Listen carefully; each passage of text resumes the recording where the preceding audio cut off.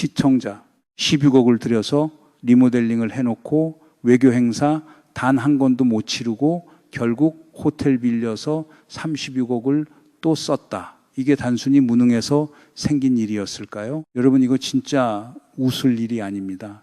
윤석열 당선자가 처음에 뭐라고 했었죠? 대통령실 이전 비용은 496억이면 충분합니다. 그렇게 단언했어요. 그런데 지금 와서 보면 그 말이 단순한 거짓말이 아니라 정확히 설계였다는 게 드러나고 있습니다. 질문 2개 던질게요. 왜 김건희 여사와 가까운 인테리어 업체가 종합건설업 면허도 없는데 대통령 관저 시공을 따냈을까요? 그리고 감사원은 왜 1년 8개월을 끌면서 결국 단 한 사람한테만 책임을 물었을까요? 이 두 질문에 답이 나오는 순간 4천억이 넘는 그 숫자가 어떻게 만들어졌는지 그 그림 전체가 보이기 시작합니다. 오늘 풀어드리겠습니다. 표면에서 시작해서 동기를 들여다보고 그 결과 지금 누가 청구서를 떠안고 있는지까지 3층으로 내려가 봅시다. 먼저 하나만 짚고 가요.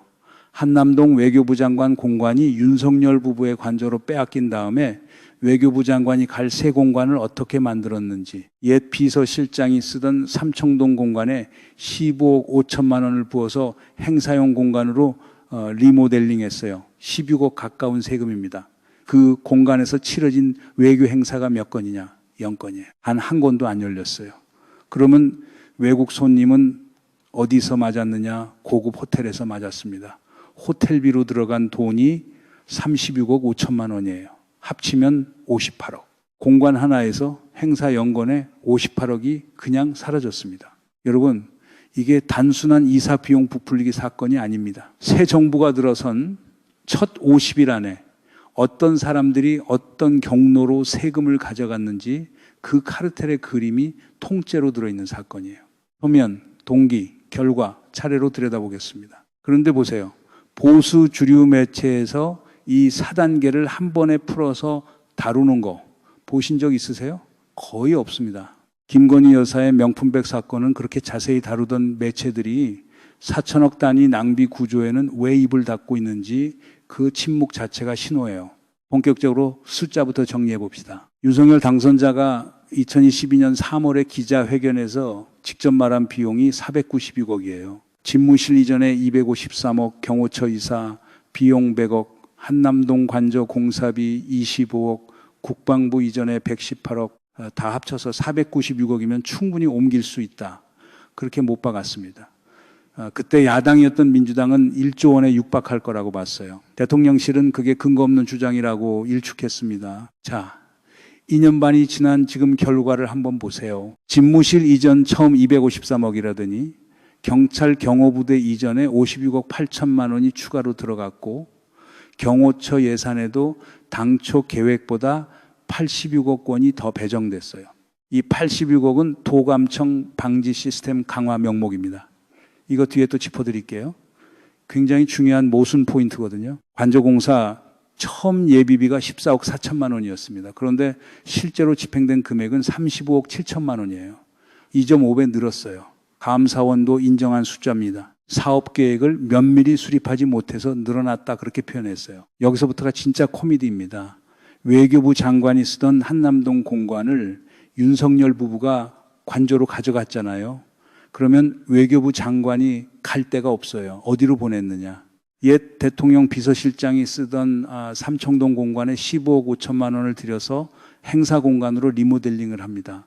그 공간에서 외교 행사가 0건 열렸어요. 너무 허접해서 외국 손님 맞이가 안 된다는 거예요. 결국 호텔에서 36억 5천만 원어치 행사를 따로 치렀습니다. 그것도 끝이 아니에요. 결국 외교부 장관 공간을 또 옮깁니다.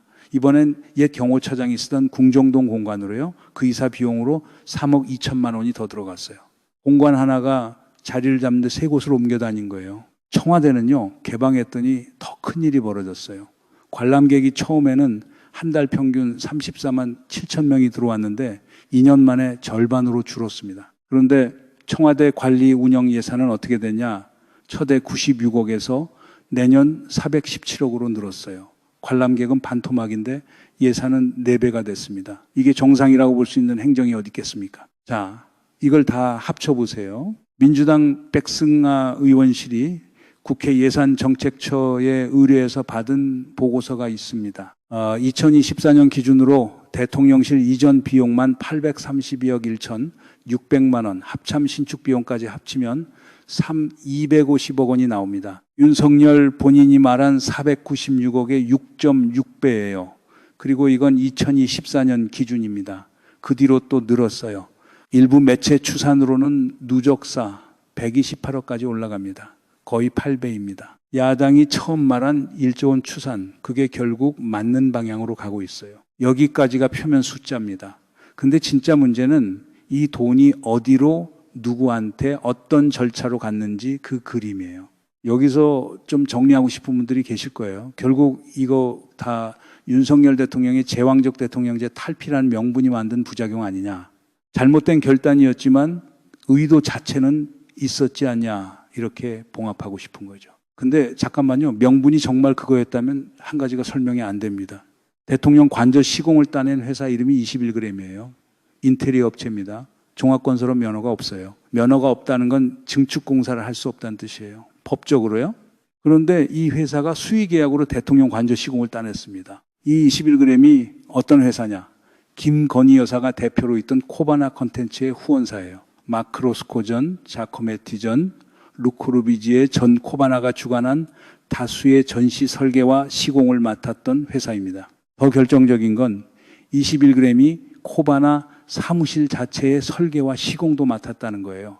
구직 사이트에 21g이 직접 올린 기업 연역에서 확인된 사실입니다. 그러니까 단순한 거래처도 아니에요. 김 여사와 밀접한 관계였다는 합리적 의심이 들 수밖에 없는 회사입니다. 이 회사가 면허도 없이 수의계약으로 대통령 관저를 시공했어요. 이 한 가지 사실이 끼어드는 순간 소통의지가 만든 부작용이다라는 명분론은 무너집니다.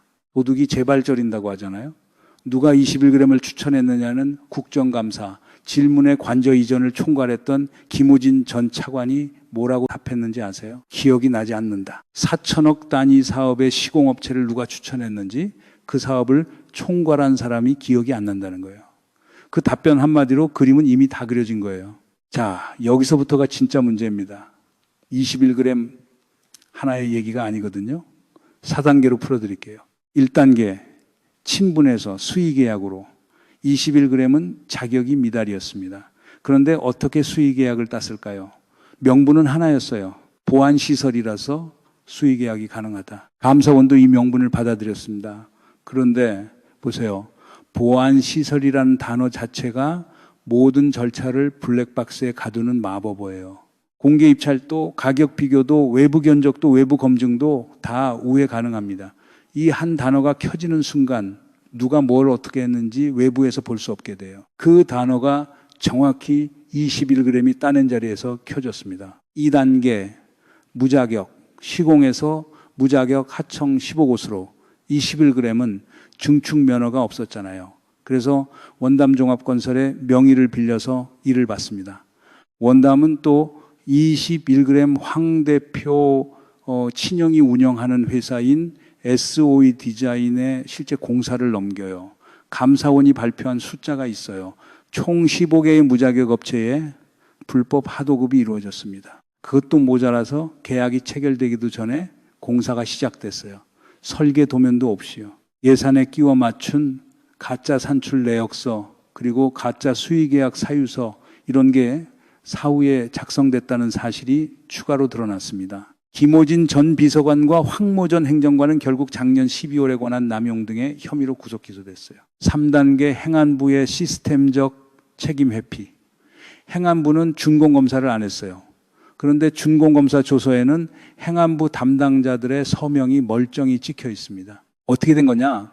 행안부 본인들 답변을 그대로 옮기면 이래요. 용산 비서실에서 12명의 전문가가 도원해서 아무 문제가 없다는 확인을 행안부에 공문 형태로 보내왔고 그 공문을 믿고 서명했다는 겁니다. 여러분 이게 무슨 검수입니까?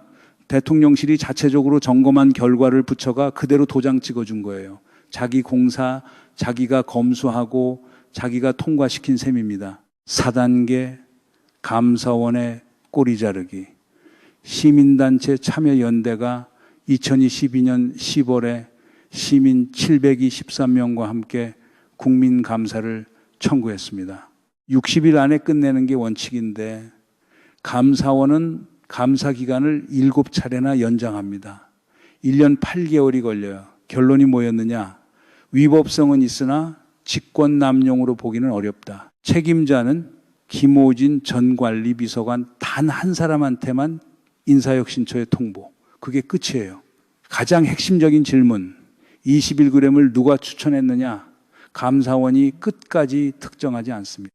윗선 개입 여부 조사 자체를 안 했어요. 그런데 작년 12월에 결정적인 게 추가됐어요. 김건희 국정농단 특검이 김호진 전 비서관과 황모 전 행정관을 구속 기소하면서 공소장을 공개했는데 거기에 답이 들어 있었습니다. 원래 정부청사관리본부 이전 TF가 선정했던 시공업체는 21g이 아니었어요. 다른 두 업체 한 곳은 문재인 정부 때 청와대 연회장 공사를 맡았던 회사, 다른 한 곳은 합참 청사를 설계했던 회사 이미 선정돼 있었습니다. 둘 다 업계 3위 안에 드는 실적이 있는 곳들이에요. 그런데 2022년 4월 중순 두 업체는 아무 이유도 듣지 못한 채 공사에서 배제됐다는 통보를 받습니다. 특검이 본 건 이거예요. 4월 초에 김건희 여사가 업체 선정 소식을 알고서 윤석열 당시 당선자를 통해 두 업체의 제안서를 받아본 뒤 아는 사람이 공사했으면 좋겠다고 한 직후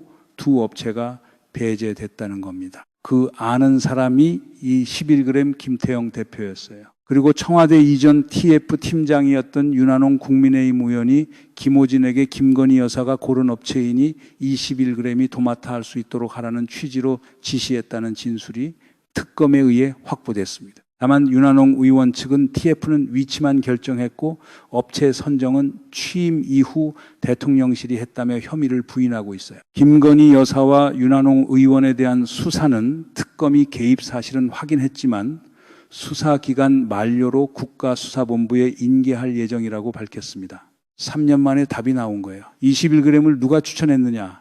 감사원이 1년 8개월 동안 못 박힌, 아니 안 박힌 그 답이 특검 수사 단계에서 윤곽이 잡혔습니다. 한 가지 더 짚을게요. 이게 어디서 시작됐느냐의 문제예요.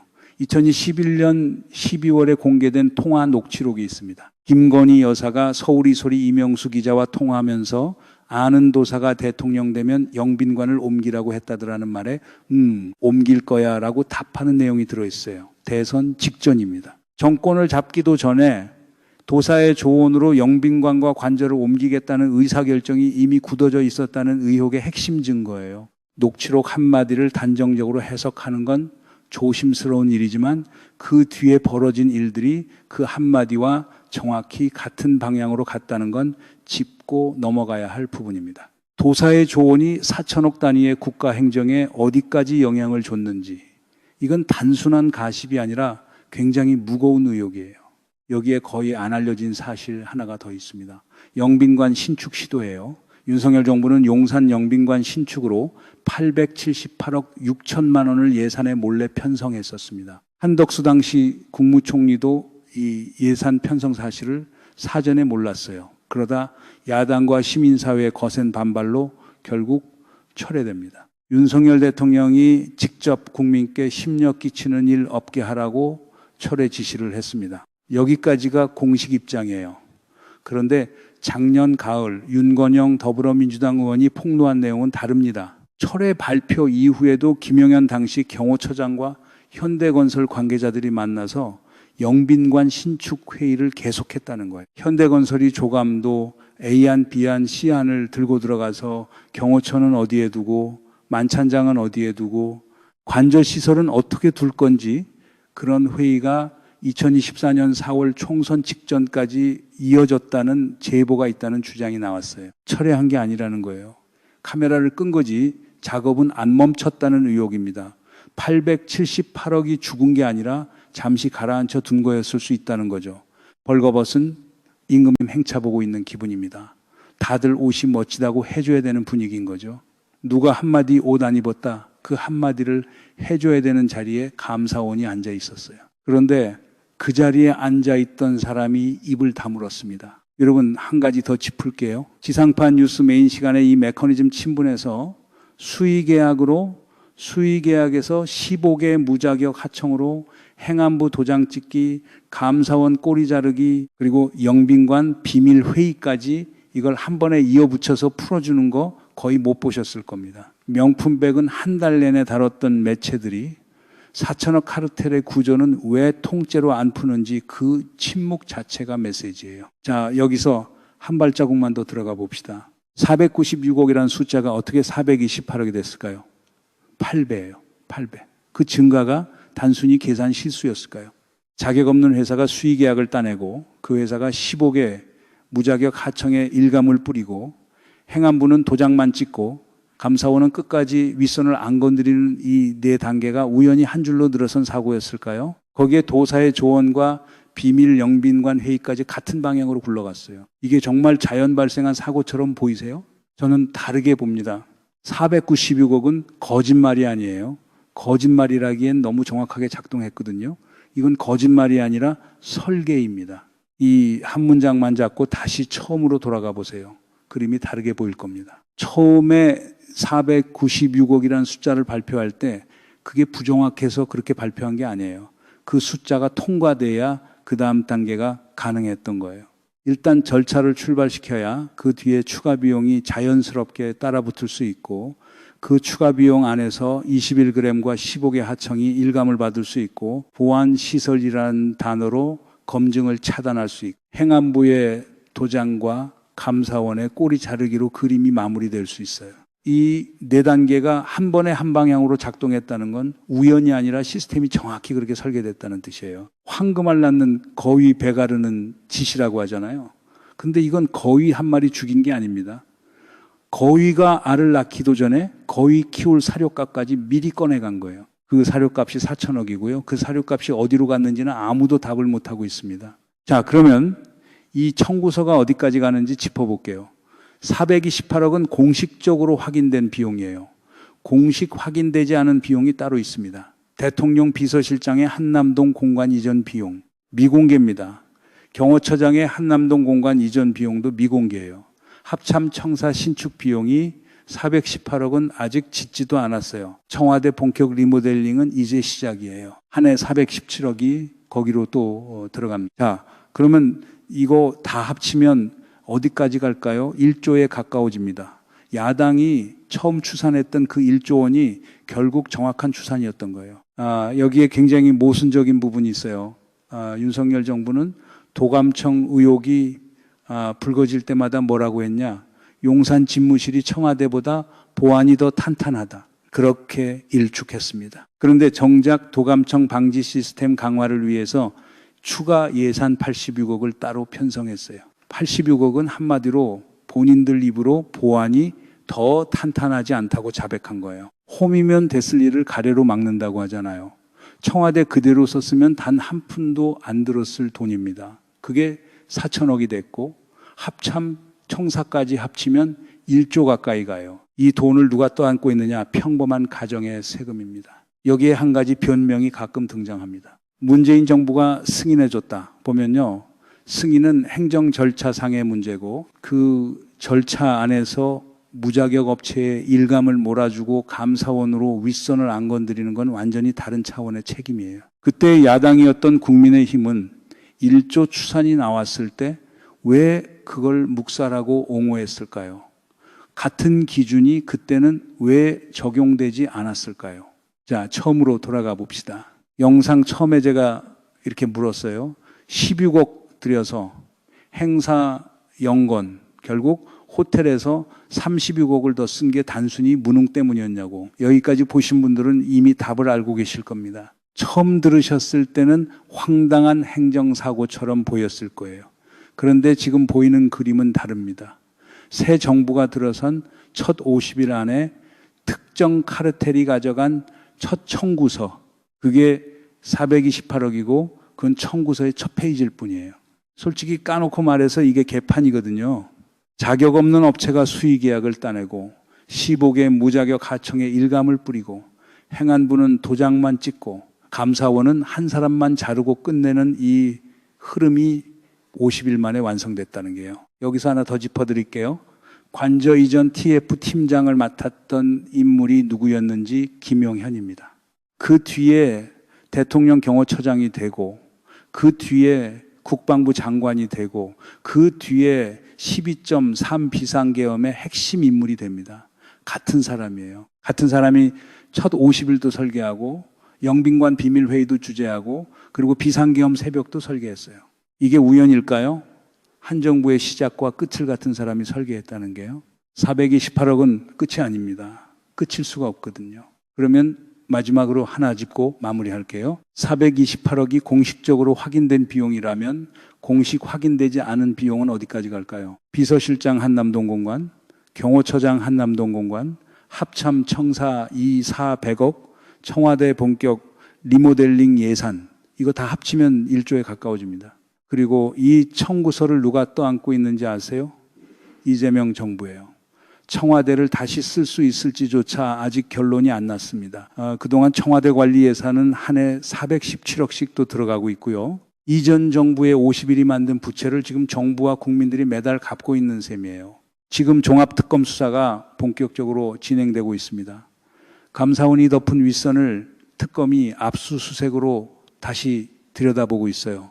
21g 감사원 대통령실 관련자 김건희 여사 동시다발로 수사가 진행되고 있습니다. 이 흐름이 어디까지 가는지 그리고 김건희 여사가 이 11g을 추천했는지에 대한 답이 나오는지 이게 다음 국면의 핵심이에요.